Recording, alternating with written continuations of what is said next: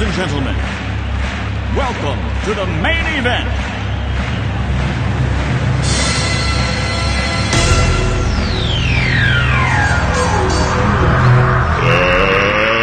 Let's get ready to rumble!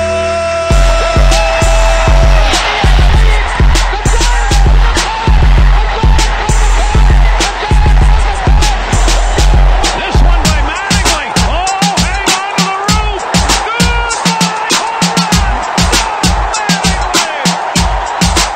Montana looking, long in the end zone. 5 seconds left in the game. Do you believe in miracles? Yes! Little roller up along first. Behind the man. It gets through Buckner. Here comes Knight and the Mets win it.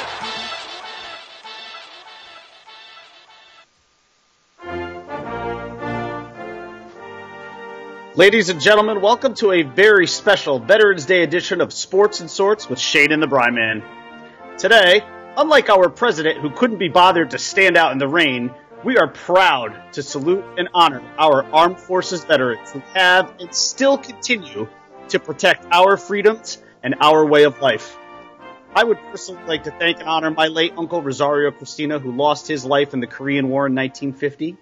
He is and will always be a reminder to me of what sacrifice really is and what true heroism is all about. Thank you, Uncle Sonny. And once again, thank you to all our servicemen and women, both active and retired. You represent the very best of us. We thank you, we salute you, and God bless America.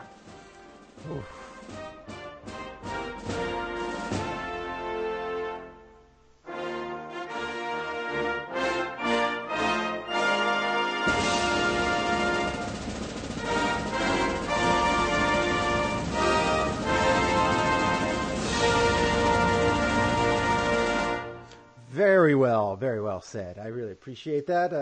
Good talk there. I like that. That was really good. Thank you. Job well done. It's hard to get through that without crying, especially when I talk about my uncle. So. I'm sure.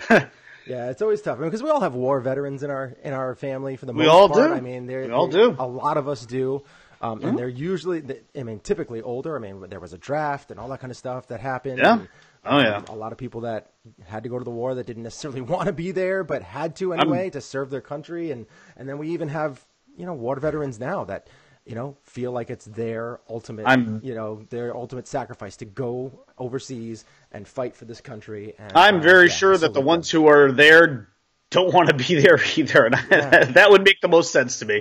Yeah. I mean, if it's one thing to accept the honor and be proud of doing it. The one thing that's actually really that I always find amazing is every time, and this always seems to happen in Dunkin' Donuts. I always see veterans over at Dunkin' Donuts, and every time I go in there and I see one, because usually they'll have a hat on or something, and I always go up to them and I thank them, and the general response, regardless of their age or anything, is they always say it's my pleasure. Yeah, they really do. It's like wow, it's our honor. It's your pleasure. It's our honor. I mean, you have a bravery that I can't even fathom. So, it really is amazing though. That is a special breed of person. It really is. Yeah, absolutely. They are. Yeah, I definitely, we salute you, and I don't know if you watched Saturday Night Live. They had that, Pete Davidson kind of made a comment. Yes, I did, the week before about, I think, what was his name? Lieutenant Dan Stevens? Crenshaw. Crenshaw, right? Crenshaw, that's right. Dan Crenshaw. So he had made a comment about him. In humor. I mean, he's obviously a comedian. That's what he did. Yeah. But a lot of people took offense to it. So they invited the lieutenant on to actually make fun of Pete Davidson, and it was really well done. Really, it was funny. very well done. Yeah. And and they both took it in stride, and it was nice to see because Pete Davidson obviously lost his father, and yes, he did in 9/11. Yeah, I think he was a first responder. Yeah, and and obviously Crenshaw actually, he lost his eye in an IED explosion, Yeah. and in his third, I think, time over in I can't remember if it was Afghanistan or somewhere, but it was, it's just. I think it was Afghanistan. Yeah, it's really, really brutal, and it was just really well done though how everything turned out. I really liked at the end when his phone started ringing. It was playing an Ariana Grande song. That was great. That was great. Phenomenal. And good for Pete for he's taking being okay with that. He's taking that all in stride very well. Well, listen, if you're Pete Davidson, to be to go on a little bit of a lighter note here, if you're Pete Davidson, listen, man, you were at the top of Space Mountain for a little while there. I mean, you were riding space. You were like Ric Flair. You were riding Space Mountain there for a while. So no one can ever touch you, dude. I mean, right now, if you look at Pete Davidson right now, he looks like Jack Frost from Rise of the Guardians, and that guy got to lay next to Ariana Grande for a few months, man. And that is something that none of us will ever be able to say. Yeah, he was even picking out engagement rings. He was trying to, lock that up as quick as possible. Yes, he was. And who can blame him?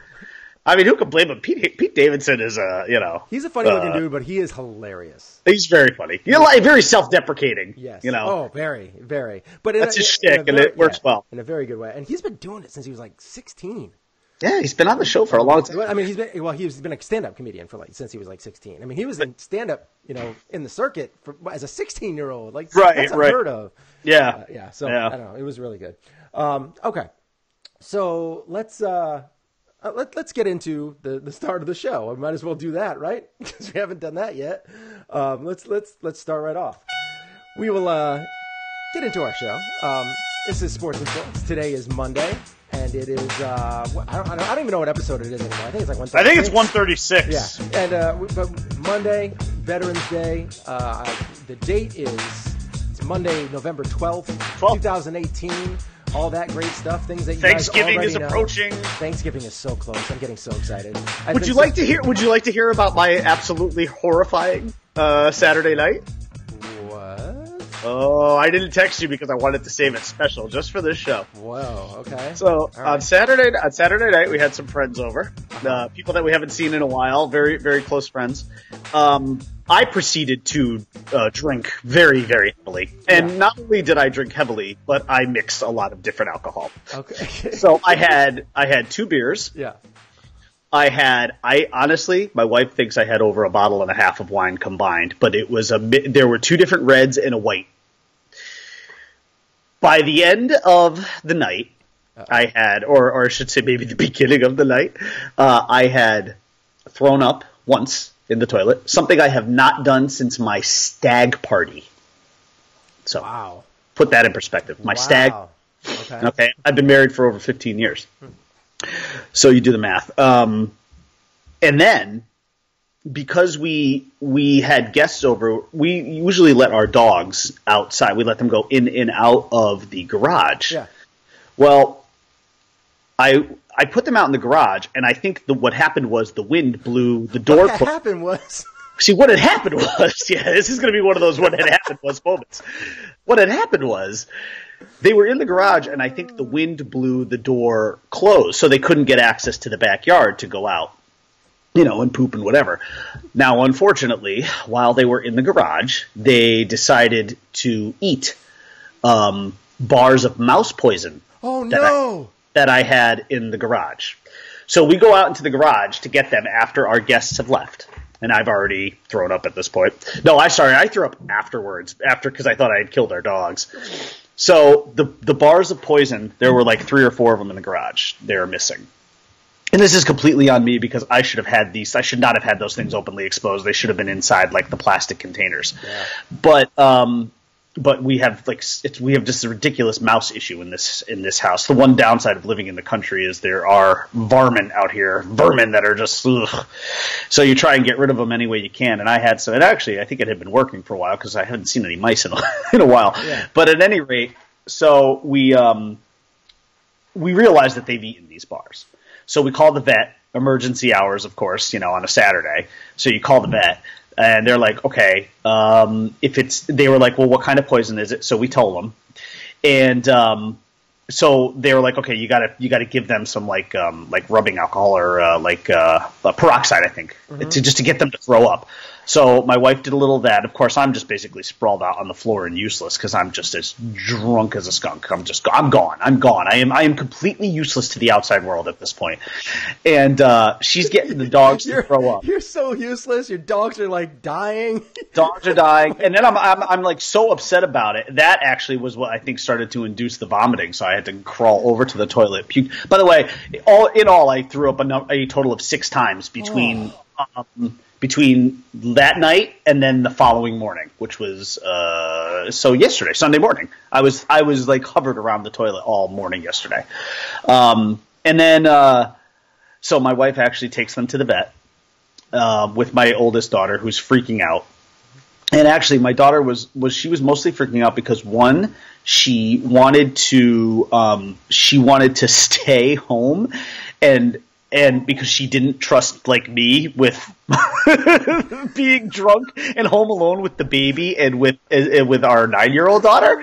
So anyways, at any rate, she takes the dogs to this is probably a bit of an unexpected story for you here. This is the worst night ever, huh? It's not good. It was just not good. So anyways, she takes the dogs to the vet. They don't pump their stomachs. They basically they did induce vomiting. They give them something that they inject right into their veins, and within like 15 seconds the dogs are puking. So Brandon said Epicac for dogs? Does that sound right? I don't know what that means. I don't know what Epicac means. He's using big words here. I don't know what that is either. SAT words. Yeah, that's beyond my pay level. Anyways, they get the dogs to throw up though, and you could see, like I saw, like Melissa sent me pictures, like all the green that's in it because that stuff was green. Yeah. So the doctor thinks they got it all up, but then they also give them charcoal, and the charcoal, I guess, is something that'll help get to any of it that could have already started to digest. Yeah. And they'll theoretically like poop it out, like their poop will be black, and then the last thing was they give them vitamin. There is apparently an antidote for this stuff, and it's vitamin K. Okay. So it's vitamin K. So they have to continue to take vitamin K over the course of a month to get it completely out of the system. It could have been that, yes. If it's something that induces vomiting, then yeah, it could have been Epicac because that they shot it directly into their veins. Oof. And then within, like I said, 15 to 20 seconds, the dogs are puking all over the place. So a $499.17 bill later, our dogs are hopefully okay. It was that's a bad night. It was not good. It was bad. It was really probably not going to be having wine anytime soon. I will never touch wine again. Never. Beer, I cannot. I mean, that's just ridiculous. I'll be drinking beer at Thanksgiving in a week and a half. Who am I kidding there? But wine? No, I'm done with that crap. Oh, my God. And I should have known better because, yeah, I don't do well with wine. Yeah. Whew. Man, I guess not. I mean, Timmy says he thought it was going to be about your turkey mishap. You had a turkey mishap? Well, what happened was, what had happened was... The title, Sports and Swords. What had happened was that's a title. I really think it should be. That's going to be when I send the title over to you. It's going to be what had happened was. So I had an issue with the turkey because I get the turkey fryer going, right? I deep fried a turkey, a 14-pound bird. It was beautiful, and I had to get it up to the best bird you've ever seen. Better than any bird you could ever have. My deep fried turkey is better than anybody's. So I had to, and I had a slice of cake from Mar-a-Lago, best cake ever. So I had to get I get the oil up to 350. Yeah. And then I drop the bird, and it's common for it, obviously, for the oil to drop in temperature once you add the bird because the bird's cold. Yeah. But usually you want to try to get it up between 325 and 350 again, primarily sitting at 350 and then have it go 3.5 pounds per minute. Right. It just wouldn't get past 250. So I'm like texting Timmy. I'm like, dude, any ideas here? Because I'm like, any ideas about how much longer I should cook it if it's only hitting 250? And he's like, well, it's not great. He's like, that's not really great though. He's like, because then you run the risk of, I think what he said was like the oil like getting inside the bird, which is not what you want. Right. It's not what you want. It's gonna be pretty easy. Yeah. So, but as it turned out, I basically, this was thankfully before I got drunk, I basically just eyeballed it. And we pulled I let it go. I let the turkey go about an extra, I don't even know how I settled on this number, but about an extra 16 minutes. And the turkey came out perfect. It was really? Perfect. Yes, it was phenomenal. That was the only thing that went well that night, other than being in the company of good friends who we miss and love very much. So that was great. But beyond that, I mean, you're talking about this is like an absolute disaster of a night. I mean, it's not even that I had so much alcohol. It was what I mixed: the reds, the whites, the beer. Oh my God! It was when I had Sounds like a good time. Sick. I have never thrown up 6 times. Not in one sitting. That's got to be terrible because I mean I can't imagine having that happen to your dog, but just in general. I mean, yeah, you'd be a little bit more aware, but like. I was mortified. I thought I killed the dogs. I'm like, oh my God, I killed our dogs. To be useless? Right. To be useless. Right. Yeah. How horrible. Horrifying. It's pretty bad. I can't believe my wife didn't divorce me. She took it in stride. She knows where you are from 10 till 11 every morning. You could be getting divorce papers, so just be careful. It's true. Right. If I get a knock on the door, Brian, Christina, yes. You think you're going to Manchester? Really? You think you're going to Manchester after this? Yeah, she's driving me straight to the courthouse. There is a level of tolerance there that I don't understand, but thank you, dear. Okay. Well, yeah, episode 136, we talked about what happened was. What happened was. Well, we go live every Monday, Wednesday, and Saturday. This is what happens on live, Yeah, Mondays at 10, Wednesdays at 11, Saturdays at 10, and we are going live on YouTube now. You can find the audio version only version of this show, iTunes, iHeartRadio, anywhere podcasts are played, or www.sportsandsorts.libsyn.com. And today we are going to be talking about the NFL. We got a little bit of Manny Machado because there's been some talks out there about the Yankees showing more interest than they are leading. Don't do it. And then there's also Bri Man's going to pose a question about the Yankees rotation. We'll talk about that a little bit later as well. Yes. We're going to talk about the Patriots game. That was something interesting that transpired over there. We might even, who knows? I mean, Brandon's watching, so we might even talk about a little Green Bay versus the Bri Man's Dolphins, which was not a very exciting game for Dolphins fans. And other than I'm not going to talk much about that. You don't want to talk much about that? You don't want to pile on? Very little. No, I'd rather use up the time that I just spent talking about my drunken weekend and almost killing my dogs as opposed to talking about the Dolphins. Yeah. I'm not sure which was a bigger disaster. That is like a truly Black Sunday. Yeah. That's a bad one. Because, I mean, technically, did that happen on Sunday? Yeah, that doesn't. Black Sundays only apply to sports, and it really can only happen during the baseball season. All right. It has to be between the crossover of the baseball and football season. Almost dog death doesn't count. I mean, that's like a real life Black Sunday. Yes. That's not. Yeah. You know what's funny though? The dogs, you would not even know anything happened to them right now. Like they are none the worse. They're like completely normal. They look none the worse for wear. But the doctor also said like you're really not out of the woods for like a month because it takes a while for this poison that they ingested is like a slow kind of poison because the idea is that there they are upstairs barking away. Yeah. They're yelling at me. It's like a slow poison, I guess, that the idea is that the mice eat it and bring it back to their nest and share it with the other mice, and that's why it's a very, But listen, Yoda sounds fine, doesn't he? Yes, he sounds just as happy as always. I'm sure he saw a squirrel and now he's going nuts. Or a snail or something outside. That's something. Interesting. A leaf blew? Yes. So you also wanted to talk about something that warms your heart. I mean, you did a great job with your initial, talking about Veterans Day and all that stuff, but you said that there's something out there that warms your heart. What warms the Bri Man's heart?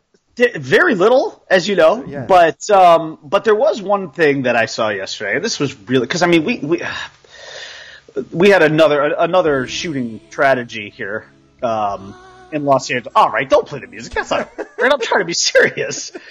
Well, we did. We had another. No, it did warm my heart. But Andrew Whitworth, who is, I believe, he's the starting left tackle for the Rams, was donated his entire paycheck from this past Sunday's game to the shooting victims at the Borderline Bar and Grill. Oh, yeah. Basically, providing support here for the Thousand Oaks community in Los Angeles. And some of the Rams have followed suit as well. I think Todd Gurley and Jared Goff both are auctioning off their game-worn jerseys from yesterday's game.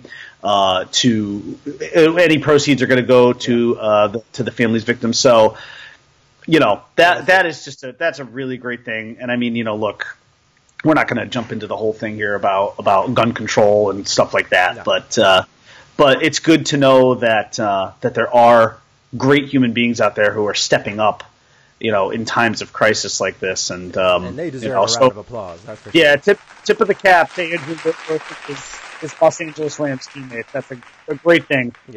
Yeah, that is tremendous when people step up and do things like that. And it's the crazy thing is it's usually like offensive linemen or defensive linemen, or it's never these big stars who are like you don't see like these quarterbacks that are making $30 million that are throwing their game check, but the offensive lineman who's making like chump change compared to everybody else, they're the ones that are doing it. I mean, I didn't look it up. That's in their nature too. They're there to protect their quarterback. They are. So they like, are. They are it there. Is. That's it's sad that some of these quarterbacks can't. I mean, I'm glad that Goff is doing it with his jersey and Gurley's doing it with his jersey, but those are game checks that would really make a huge impact. Well, Gurley's, yeah. Well, I don't even know. I mean, Goff's probably still on his rookie contract, so actually his game check might not be that big. But wasn't he first? Wasn't he number? He's a first. Yeah, he was.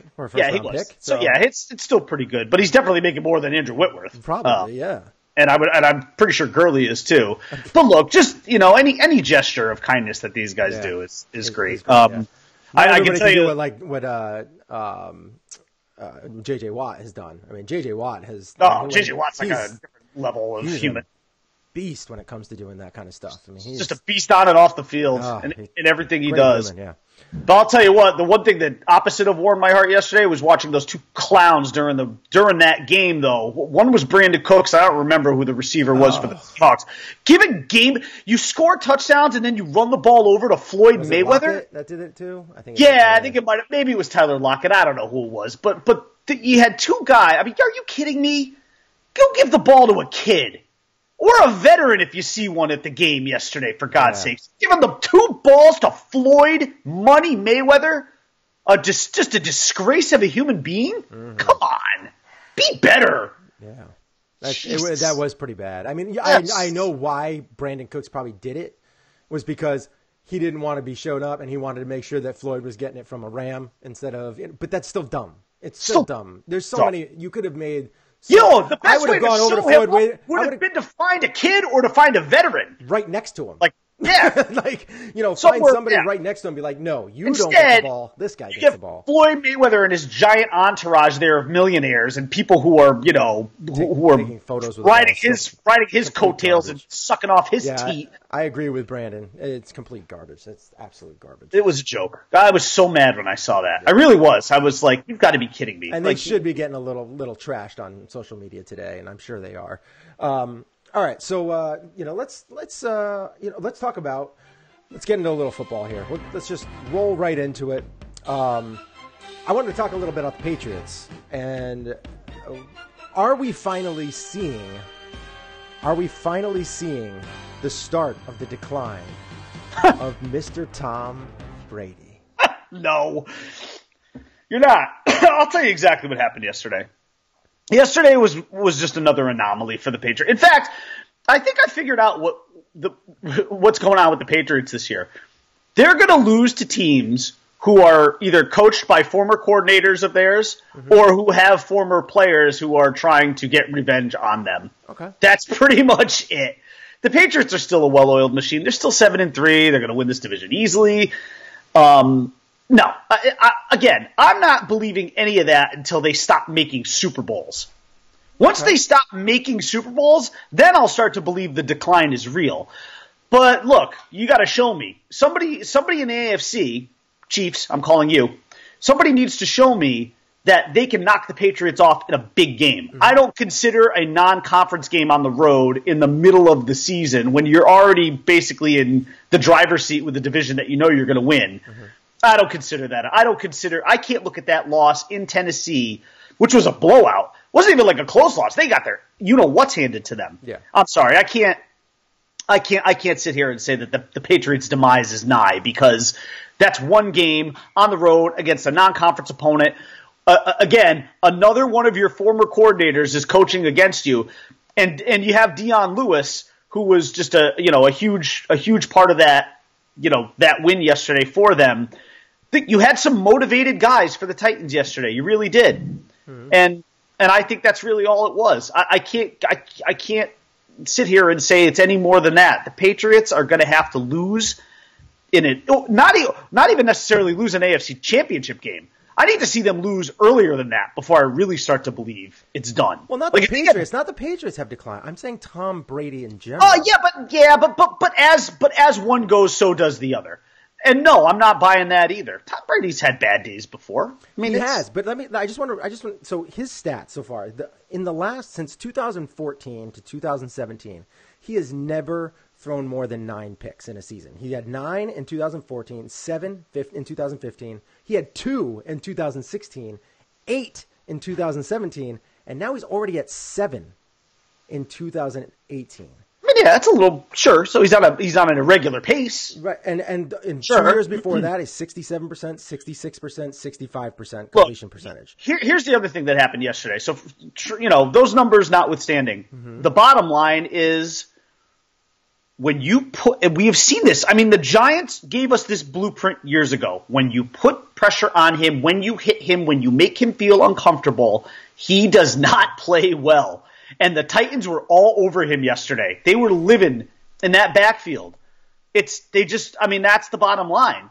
If you pressure that guy, like many other quarterbacks, he gets happy feet. He gets nervous, and he makes bad decisions.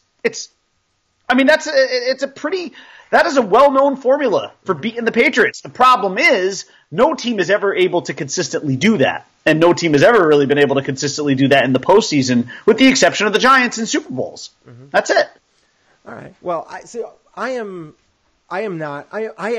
think you are seeing the decline. I think you're seeing a very slow decline. I hope you're right. I hope you're right. I hope to God you're right. I called it at the beginning of the year. I didn't think you were going to have the same team. I think they were going to start declining. And that's where we kind of are right now. I think that we are seeing him to start to decline. And he's got 4 fumbles this year. He's got more picks than he usually has halfway through the season. I mean, it's a little bit further than halfway through the season, but he has not looked sharp. He is not throwing those, he's not throwing like close to 300 yards a game like we've been used to seeing. And he has the weapons. Granted, Gronk is out, but he has the weapons. He has Gordon. Josh Gordon is a top-tier wide receiver. Julian Edelman is a top-tier wide receiver. Hogan is a good number 2 or 3. Like, he has weapons. He's just not making the plays. And he's not getting the ball to Josh Gordon nearly enough, by the way. Even when he's been throwing to him, it doesn't seem like he's utilizing Gordon to his best capabilities. Like, he throws it up to him, but he's not throwing it up high enough so that he can jump over because he can jump through the building. It's very weird. It's very weird to see a good quarterback like that not making the throws that he needs to make in those particular spots. I mean, granted, he's still having a good season.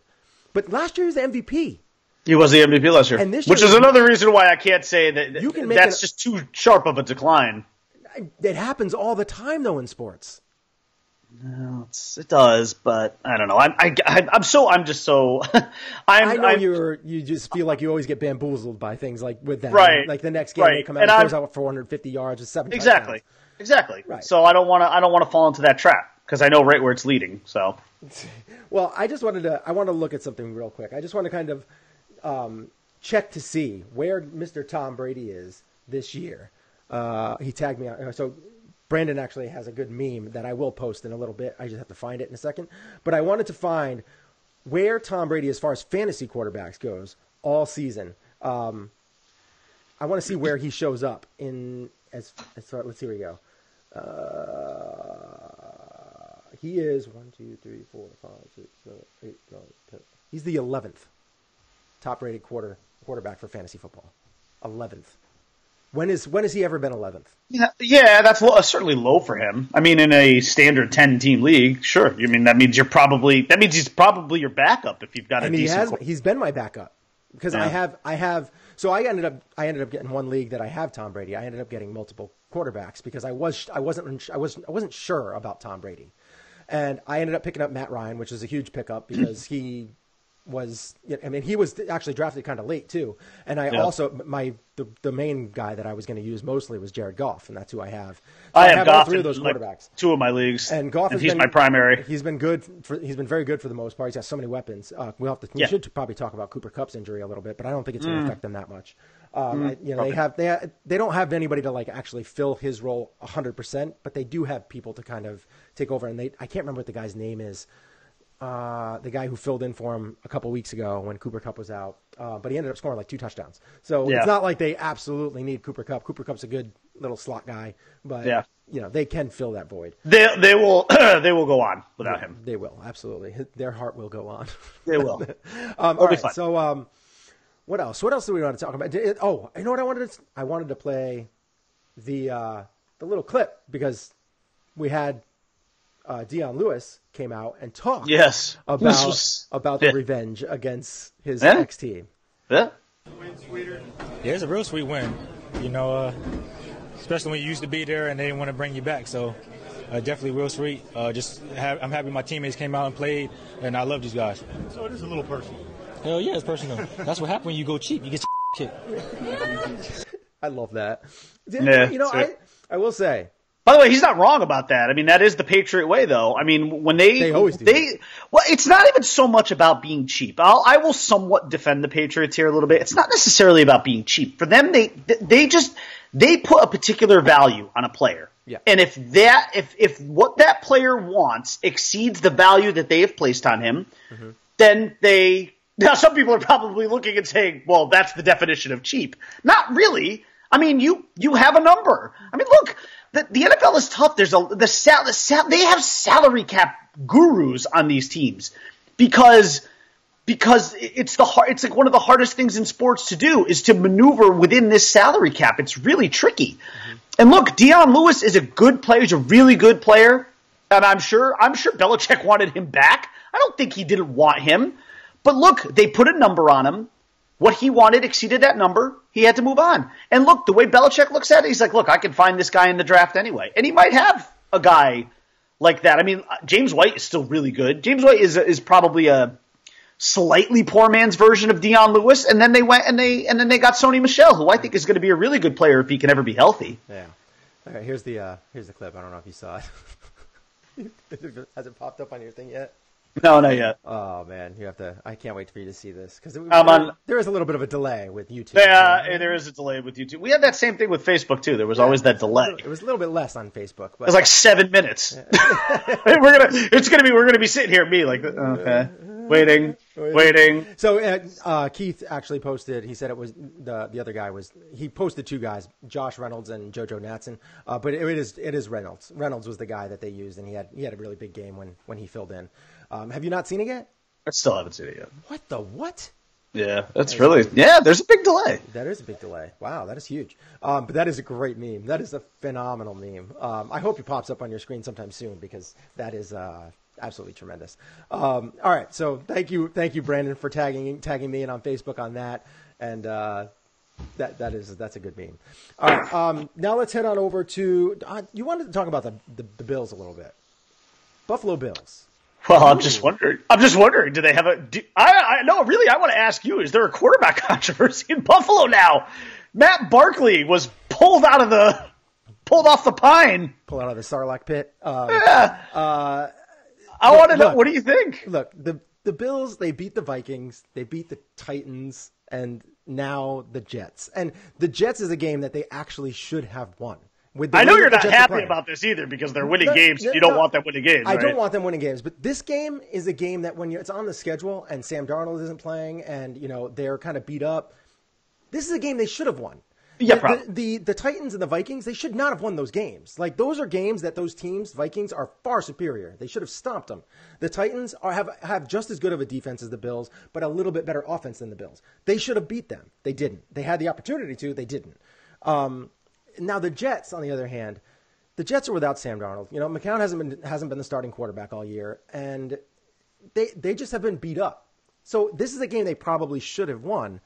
Yeah. It's not like Barkley played like with lights out. Like he was just like, he went 15 of 25. He there it is. 60%. I finally saw. By the way, that finally just popped up on the screen. That's how much of a delay. Yes. Wow, that's good, isn't it? Well, I love Tom Brady crying. Yeah, and it's always fun. Titans is a good movie. It is a good movie. It's so. No, it's very well done. Yes, it is. It looks legit. Yeah. As far as Barkley goes, like it's not like he had a good game. I mean, he completed 60% of his passes. He's 15 for 25. LaShawn McCoy was the guy that had really had a huge game. Yeah, he looked like old Sean McCoy. I will say the one thing that I did like from this game was I think you're finally seeing he's kind of has some issues off the field, but Zay Jones, he's the guy that I think might be their go-to. He might be like their Robert Woods. Like he's going to be kind of like a Julian Edelman, like a poor man's Julian. Even if he's a poor man's Julian Edelman, I'll be fine. Very versatile. Very versatile. Has good hands. He's fast. He's quick. Yeah. I would like to see them utilize him more. It's time to get rid of Kelvin. Kelvin Benjamin is just hot garbage. He really is. He has all the tools in the world. Yeah. What a disappointment. Garbage. The guy is just absolutely terrible. But this is my problem with the Bills is that I don't think there's any controversy at all as far as Josh Allen's your quarterback going forward. I know you were joking, just kind of poking fun a little bit. But Josh Allen's a quarterback. The problem is that the reason why they need these picks is because they need to, like, their defense is great. They have a great defense. They're always in like the top 7 in defense. It's good defense, yeah. But the problem is their offensive line is hot garbage. It's terrible. It's like one of the worst in the league. No, that's an area that you have to improve on, especially when you have a rookie quarterback too. Right. And that's where those picks come in handy. If you have the number 1 pick overall, you trade that because nobody's drafting offensive lineman in the first pick overall, but you want 35 picks in the first and second round because you want to be able to keep grabbing these offensive linemen to make sure that you can have a good offensive line. And then speaking of which, look for a tight end, a good ball control tight end, and then on top of that, you need one more number 1 wideout, and the wideout is someone that you can get in the top 10 picks. And they gotta find that. They gotta find that number 1 guy, and right now they don't have it. And maybe this is a good segue into talking very briefly about the Dolphins. Speaking of offensive linemen, I am pretty sure yesterday, my brother and I were texting about this. I am pretty sure yesterday that every single player on the Dolphins offensive line yesterday was a backup. They did not have any starters playing in yesterday's game. Their left and right tackle were gone. I'm pretty sure every single lineman was a backup yesterday. I mean, and I never make the injury excuse, and I won't make the injury excuse. I don't care how many guys are injured. The NFL is the next man up. That's the way it works. I'll never make an injury excuse, but I will tell you, man, if you were playing with 5 backup linemen, you're never going to win a game. You're never going to win a game, and a backup quarterback. Mm-hmm. And you're relying on a 35-year-old future Hall of Fame running back to be your best, your most productive guy. He had a good game. He did have a good game. I mean, that's also not what you want because you want Kenyon Drake to be the guy. They haven't used him. They go through stints and he has good games, and then they stop using him again. This is part of why I think Adam Gase needs to go. I know you made a call for Harbaugh. Oh, I want John Harbaugh in the worst way. In the worst possible way. I can't even tell you how bad I want that guy to be the Dolphins coach next year. It's not going to happen. It's not going to happen. Because Steve Ross is too loyal. He's a loyal to a fault guy. He'll never get rid of Tannenbaum. Somebody will have to get in Steve Ross's ear for him to get rid of Tannenbaum. And then that would finally trigger getting rid of Gase and wiping out this entire coaching staff. But look, the Dolphins they've won 5 games this year, which is 3 more than I hoped they would win and 3 more than I predicted they would win. And I'm really pissed about that because at this point now they just need to lose the rest. They need to go 5-11. Mm-hmm. But that's not going to happen. They're going to win 2 more games along the way, and they're going to end up at 7-9, and you know what that means. Here comes that number 16 pick again. Here we go. Those are the good ones. Yep. I don't know what they're going to get. Probably a right guard or something. Who knows? Yeah, I could use right guard. Some left guard. He's left tackle. Some right guard from Appalachian State or something like that. I don't know. Who knows? Who knows who they'll pick? We could use some offensive linemen. That'd be great. It's just a never ending cycle. It's a never ending cycle. As I said to somebody on Twitter yesterday, that the seasons change, but the script remains the same. It's just the way it's always going to be. Oh, hello, Black Cat, who makes lots of noise. Yeah, I've got her on the. She's been running back and forth. Oh, there's two of them. Yep. Blue's over there too. They're having fun. Here comes the noise. You're my boy, Blue. Yeah, you're my boy. You say that on a regular basis? Well, she's a girl, so. But still. No, I don't actually. You're my girl, Blue. No. Come on. Like when we first got her, we used to refer to her as Miss Frances Ford Poopala. I don't know why. It's just a weird nickname we came up with. Yeah. But her name was Blue. Yeah. But we went back and forth between Poopala or Frances Ford, Miss Frances Ford Poopala, and then it just was like, okay, your name is Blue. It's just a lot easier. Yeah.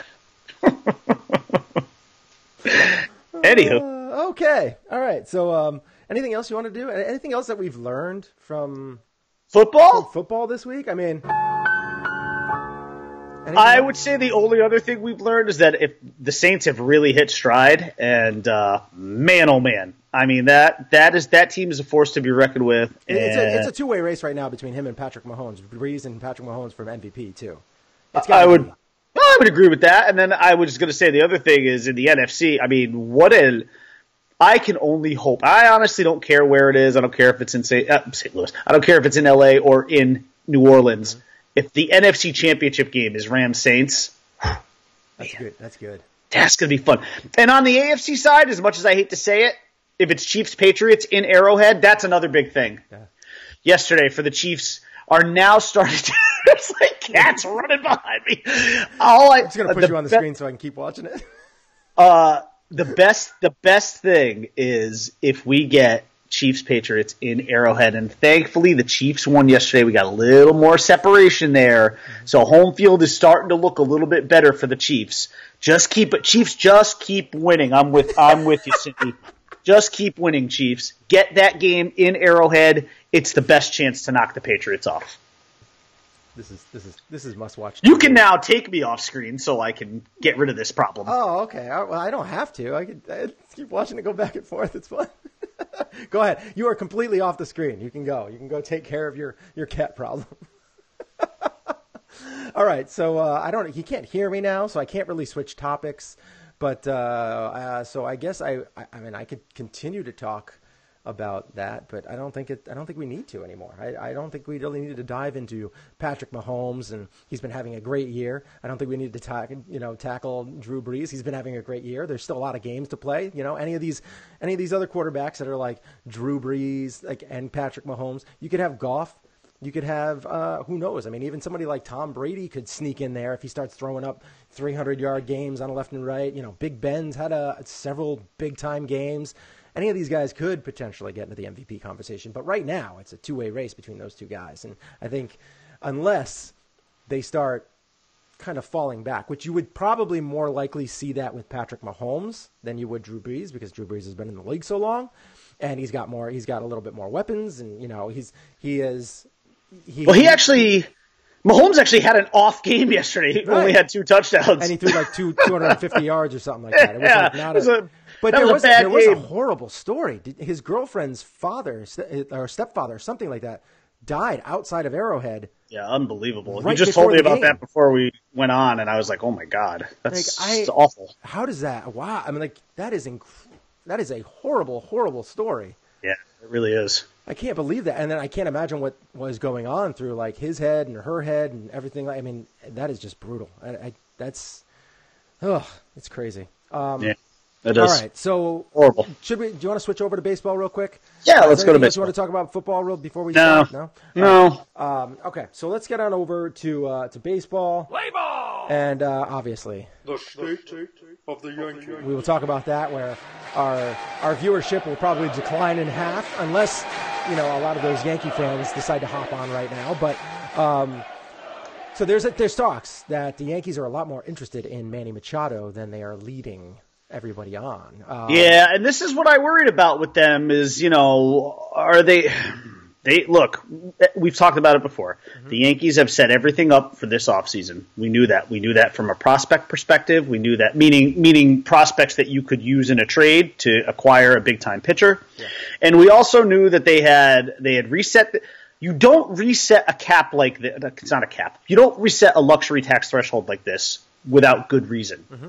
They want to spend. They've got money to spend. And I just hope that the Yankees aren't trying to like rope-a-dope, another team, all of baseball into thinking like we have no interest in Harper or Machado, because I truly don't want either of those guys. Yeah. But you are starting to see reports now from like legitimate sources like Ken Rosenthal and Jason Stark that the Yankees are peering around into medical records, and they're trying to really dig into Manny Machado a little more. And look, I get that. I get it because, and maybe that's a smokescreen too.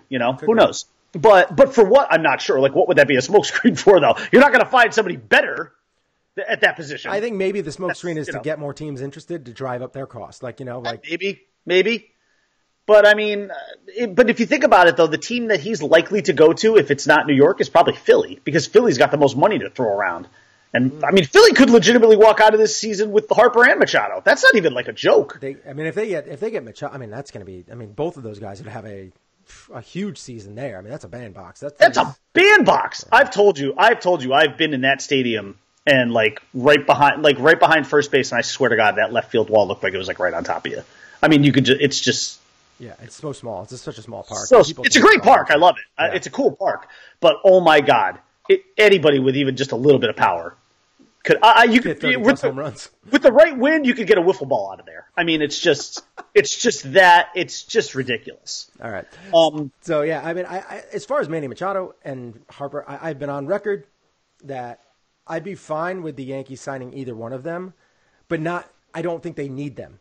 That's the thing. No, I don't either. I don't think they need them going forward. I think that if they do, they're just kind of forcing it, whereas they don't need to do that because they have all their positions. There's other cheaper acquisitions. The things that they really need to focus on is the rotation, and that'll be something that we can get into right now. You wanted to come up and give out a couple of options. Well, so here's what's going on. The way I kind of see it right now between free agency and what we know to be the available trade market, and I'm not including Madison Bumgarner in this because so far the Giants have given no indication that they are making him available. And if Madison Bumgarner is available, everybody should be. Everybody's going to be in on right. Everybody's going to be in on that, and the Yankees would be absolutely one of the teams that would throw their best. At that point, you're starting to throw names like Andujar in there. Because that's you're going to do whatever it takes to get a guy like MadBum. Because to me, if the Yankees got MadBum, it would be similar to what the Red Sox did back in 2004 when they got Schilling, and they went out and they got a guy that they needed to get them over the hump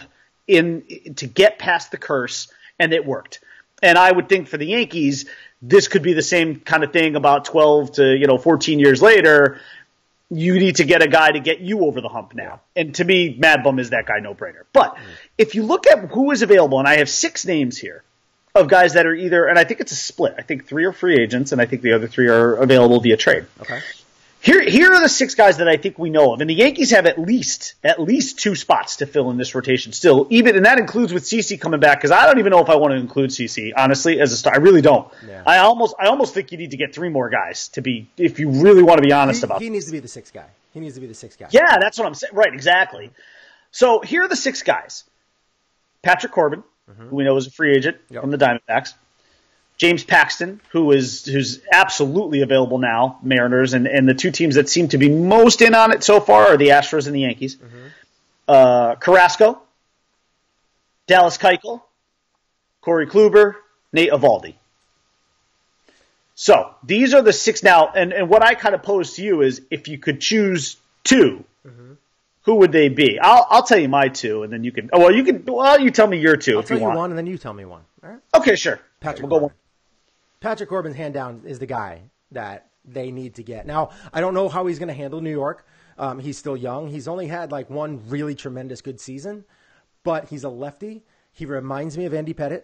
He's got stuff like Andy Pettitte, and he loves Andy Pettitte, and he wears Andy Pettitte's number. And he loves New York. And I would love to see Andy Pettitte and him hook up and start exchanging knowledge. That would be huge. So that's the guy that I would absolutely go after first, and I think you're probably the same way. He would be my top first two for all the reasons you just mentioned, and not to mention the fact that he only costs you money.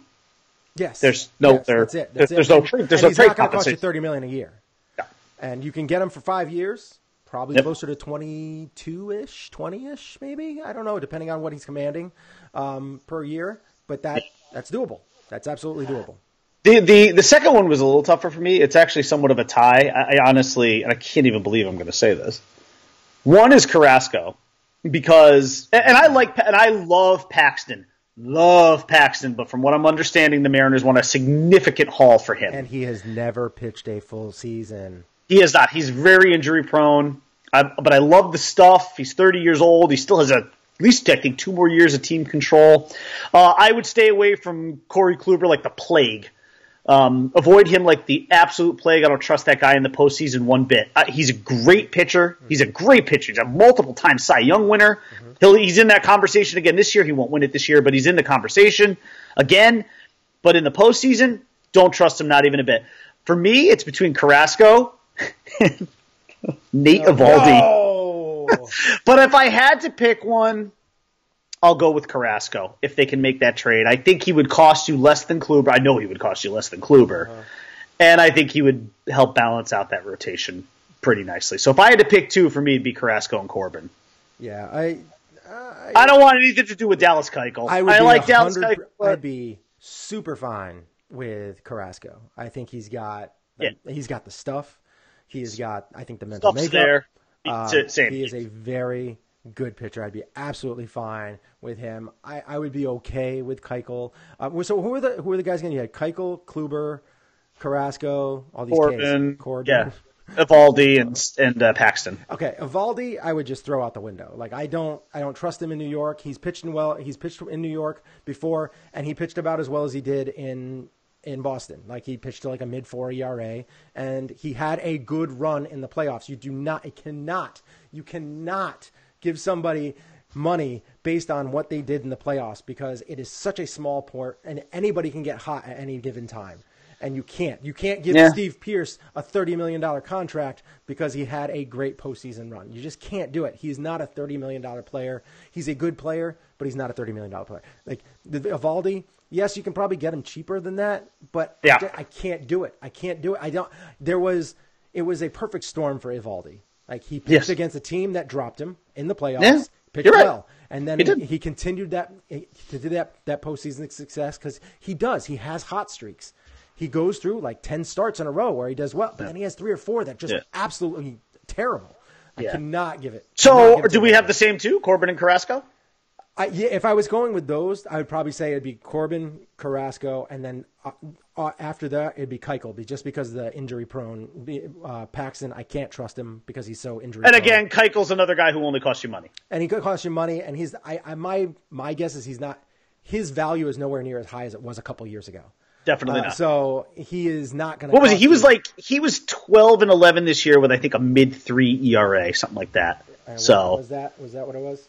I think so. I want to say 12-11, 3.47 ERA, maybe something like that. It wasn't a bad or 3.74, one of those two. I might 3.74, 12 and 11. Okay. Yeah. Not great, not good, whatever. I mean, he was, But if he pitched in New York, he's pitching to the bigger part of the park. Honestly, he at best, if they got Corbin too, I mean, at best, Keuchel would be a 4. Yeah, he'd be your 4. He'd be their 4. Yeah. I mean, that's not bad. Because I think as of right now, they're still going to put Sevy as the number 1. And then by the way, he of course was asked the question, would you be willing to shave your beard? And he's like, for the right situation, definitely. Yeah, so well, of course, everybody wants that money. I'll shave my beard for $25 million. I mean, but as far as if somebody wants to open a GoFundMe to shave my beard for like $25, I'll do it right now. $25 down to the skin. Maybe 40. I don't know, maybe we may have to go 100 here. 220s. I'm going to go 100 for full down to the skin. I mean, I don't know, that's a lot. How about eyebrows? My wife would be pissed. Okay, no, I'm never doing that. Those things don't grow back fast. For $500? No. What? But what am I going to do? Well, I mean, I do work from home. I suppose I don't know. Just wear your hat low. I don't think it's a good idea. You could take a brief departure from the show for a couple of weeks. I do. No, I wouldn't do that. I'd have to. You'd have a cardboard cut out of you. I'd Sharpie him in. I would. I'd Sharpie him in. All right. So, yeah, I mean, he's pitched pretty well the last couple of years. I mean, 14-5, 12-11. He has pitched well in Yankee Stadium. Yeah. He would definitely be a fringe for me. Yes. I would like him over Paxton Lynch. Paxton Lynch. Paxton Lynch. I'd like Paxton Lynch, too. I'd like him over James Paxton more because of the injury, being injury prone. And Keuchel, there's just something about him that he can win in big games. He keeps you in the game. He goes long. He goes deep into the games. Another year he had over 200 innings pitched. He's a good pitcher. His whip did go way up this year, which makes me a little nervous. But so that's why I would pick Carrasco. Carrasco is he's a dominant. We're in agreement. So it would be like Severino, Corbin. Yeah. And then this is where it gets crazy. Tanaka? Severino?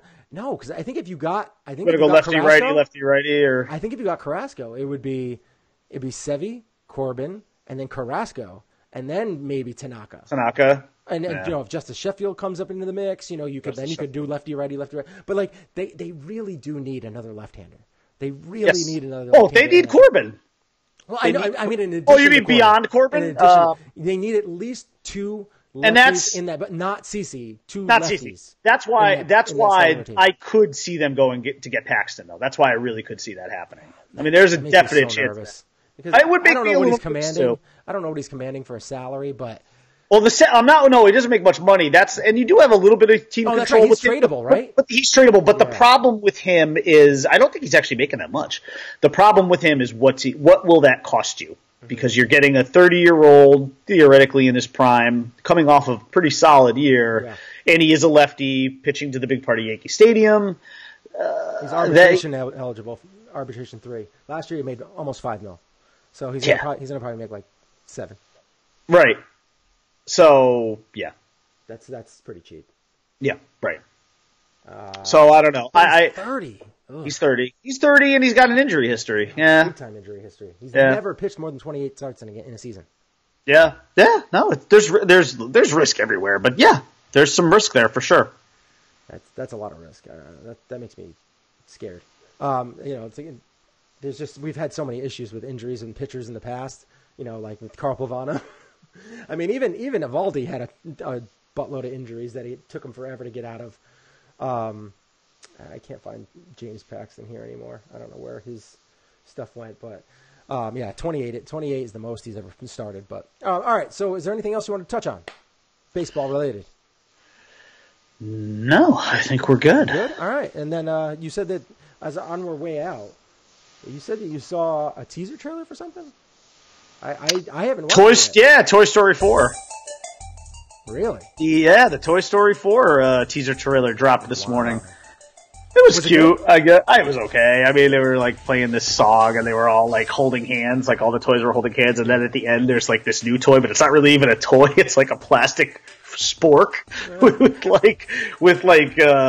what are those like ties thing? Those ties that are like around it. It looked like something a child would have made. And it's like, I don't belong here. And then he breaks off, and then like they all start like breaking off the line, and they're like falling all over each other. Yeah. And the toys are all like falling apart, like pieces of Mr. and Mrs. Potato Head are flying all over the place. It was cute. Right. And I think the poster dropped for it today, and the poster was just an off-centered photo of Woody and Woody's tipping his cap, which I would presume to mean that obviously this is the last one, From everything I've heard about Toy Story 4 is it's going to be like a massive tearjerker, which is not good because I still can't get through 3 without crying. So, oh man, I mean, like the end of 3 is just not only that was really big time, but like and actually you thought that was the end, yeah, because it seemed like a good ending, and then of course Disney realized, wait a minute, there's way more money to be made here. Yeah. We got to make sure that the Toy Story ride is in both of our locations. The Toy Story ride, the Buzz Lightyear ride, and the Toy Story. That's the other thing too. You just opened Toy Story Land. How do you not have another? In fact, the way I see it now, I don't even know how this one could be the last one. They might more. They might have more. Why not make 6? Start incorporating new toys. I mean, let's be honest. Star Wars Land is opening at Disney. We know there's no intention of ending Star Wars anytime. No. And the beauty of Toy Story is you don't have to end it because those characters don't age their toys. They don't physically age. Right. The people around them do, but they don't. So why would you actually have to get rid of Toy Story? Yeah. As long as you can keep producing decent, scripts for it, why wouldn't you crank them out? You know they're all going to make close to $1 billion, every one of them. It's nuts. You got to pay for Toy Story Land now. Yeah, and they all get like 98 or better on Rotten Tomatoes. They're just tremendous movies. Yeah, they're great. They're all great. I didn't love the second one, but the first and the third were phenomenal. Oh, they were all great. Oh, I loved them all. The second one was okay. I mean, the second one was okay. I think it has 100 on Rotten Tomatoes. Does it really? They all do. I swear, they all really? Stinky Pete and the Roundup Gang one? Yeah, that was great. It was okay. Toy Story 18, Andy's Revenge. Why not? That's great. Here, I'll type in Toy Story in Rotten Tomatoes, and I'll just read them off to you. Ready?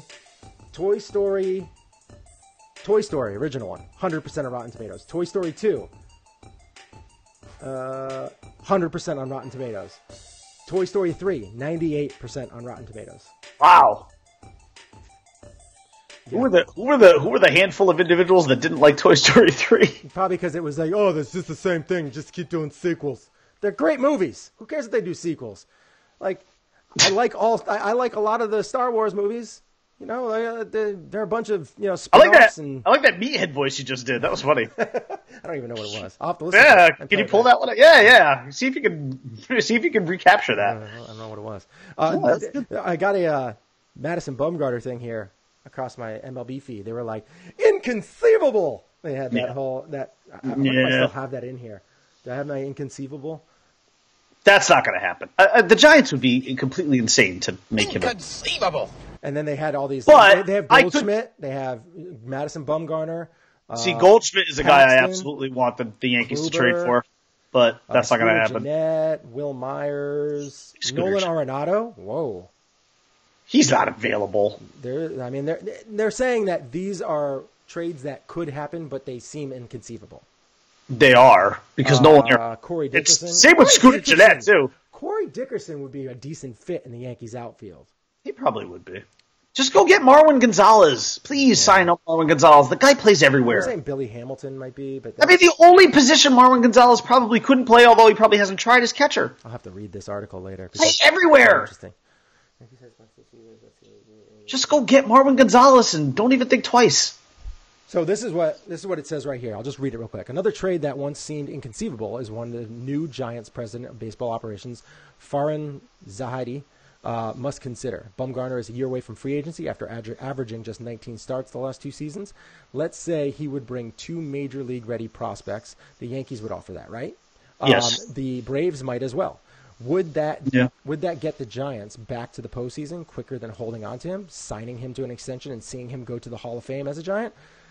He said possible destinations, Yankees and Braves. Those are the two possible destinations. Well, yeah. I mean, if you're so very quickly, here's what I believe the anatomy of a MadBum trade would look like from the Yankees' perspective. Because, yes, for sure, you're going to replace, they're giving you their lefty stud pitcher. You're going to have to give them a lefty pitcher, and that's going to be Justice Sheffield. So he's gone.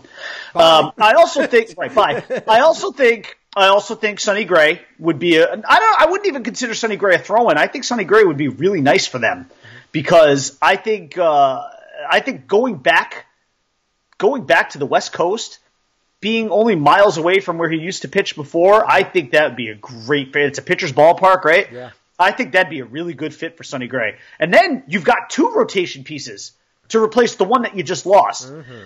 And then on top of that, I'm pretty sure you're going to – and to me, the way it would round out is you have to throw Clint Frazier in, and you probably have to put Esteban Florial in. And I think that's the anatomy of a trade, and I think that's a very solid foundation for what gets it done. Maybe there's a couple other guys that the Yankees have to throw in, but nothing that's going to nothing that's really going to rattle the cage too much, but mid-level guys. But I think that's probably it. I think you're looking at Sheffield, Sonny Gray, Frazier, Florial. I mean, I don't know. At me. Tell me I'm wrong. Come at me, bro. Come at me, bro. I mean, who else? What I'm talking about, bro. What else? I mean, who else do you think? I can't imagine it taking much more than that. I mean, that's a haul. That is an absolute haul. It is. And you're getting 2 guys to go right into your rotation. You could add so many people. You could add people that are ready to play right now, like Hicks. You could just keep adding. You could throw Gardy. You can just people that would kind of get you some cheap wins throughout the season and everything like that.